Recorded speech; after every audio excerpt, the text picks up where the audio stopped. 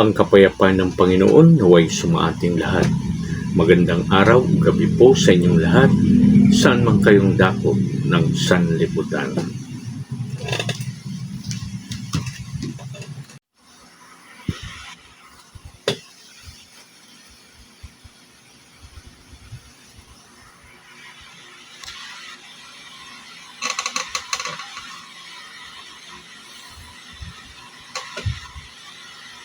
Kalinga sa anak.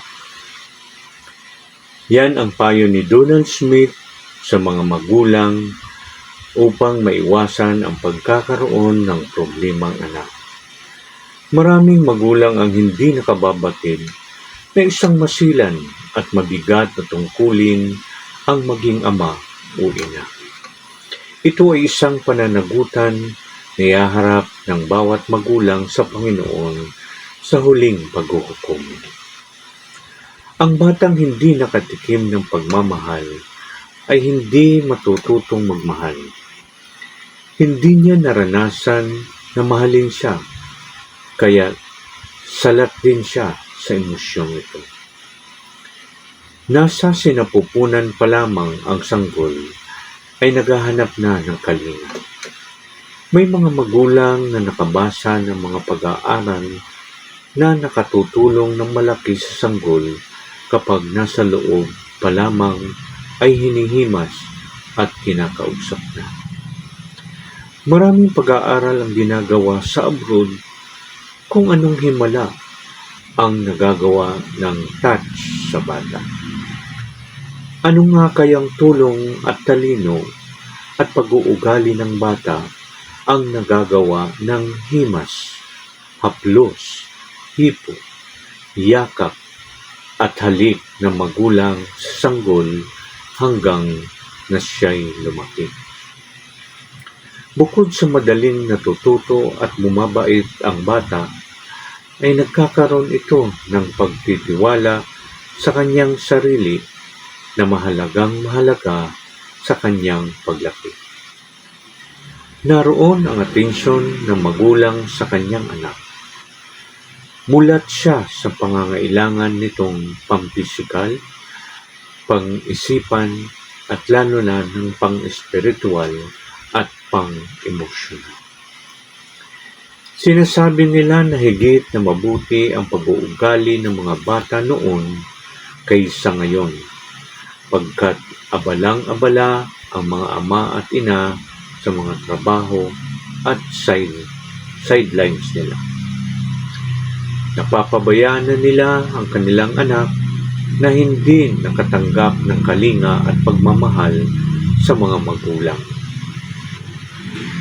Narito ang isang tunay na pangyayaring na ganun na lamang ang pagkabigla ng mga mag-asawang Chiding at Bert nang ipatawag sila ng guidance counselor pagkat ang anak nilang si June ay isa sa 4 magkakabarkadan na nahuli ng janitor na inilalabas ang telebisyon ng eskwelahan.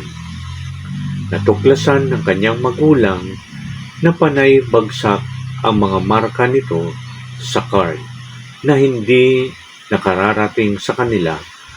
Lalo pa silang nagulat nang malaman nilang isang pusakal ng drug addict si John. Yun ang panahon na ibayo ang kanilang kinita sa kanilang negosyo bilang exporter ng ready-to-wear RTW na kanilang pinadadala sa exchange. Papalad silang mag-asawa sa negosyo, ngunit ang kanilang anak na si June na nasa high school ay pinakagrabe sa 4 na magkakapatid na pawang kay bababa ng mga marka sa card. Ang totoo ay laging gabi-gabi na kung umuwi ang mga mag-asawa mula sa kanilang pagawaan ng RTW. Walang kalinga silang naibibigay kay June ni hindi nila pinakinggan ito nung una na ang ikinikwento ay tungkol sa camping na ginawa sa Baguio. Napaluha ang mga magulang ni John. Huli na nang malaman nila na kahit milyon ang tinubo nila sa kanilang negosyo, ay hindi na nila maibabalik ang magandang buhay ng kanilang anak na mabait pa naman sa lahat. Paano ngayon si John na tiyak na expulsion ang hatol sa paaralan? Narito ang ilang tips na dapat nating gawin bilang pagkalinga natin sa ating mga anak. Magkaroon ng oras sa isang linggo ng dialogo sa anak. Kung hindi pa nag-aaral, ay maaaring gawin itong oras ng kwentuhan. Pangalawa, makipagkaibigan sa anak, makipaglaro, makipagbiro. Alamin ang mga nasa loob nito, lalo na yung mga nangyayari sa kanila. Pangatlo, ilabas sila kahit 2 ulit sa isang buwan. Ito ay tipanan na maaaring magpasyal, isama sa pinapasukan ng magulang, kumain sa labas, o magtungo sa mga puok na libangan. Pang-4, itala ang mga marka ng anak. Pag-aralan ang kanyang mga marka sa card. Magbigay ng panggayak upang lalong magsikap sila na mag-aral ng puspusa. 5, turuan silang tumulong at makisama sa kapwa. Pang-6, yakapin, haplusin at ipadama ang pagmamahal sa anak sa pagkasanggol nito.